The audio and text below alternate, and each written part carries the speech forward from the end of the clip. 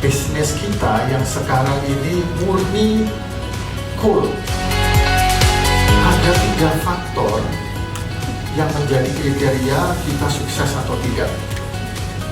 Jadi suatu bisnis itu dikatakan sukses kalau bisnis modelnya baik, kemudian people dan prosesnya baik, terus terakhir budaya.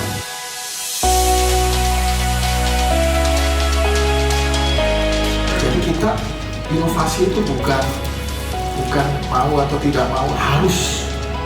Kalau enggak kita kolaps gitu.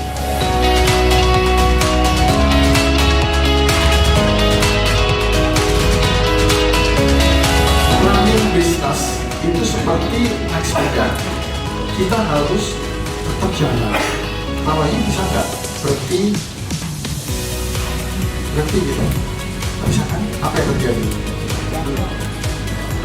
Jatuh.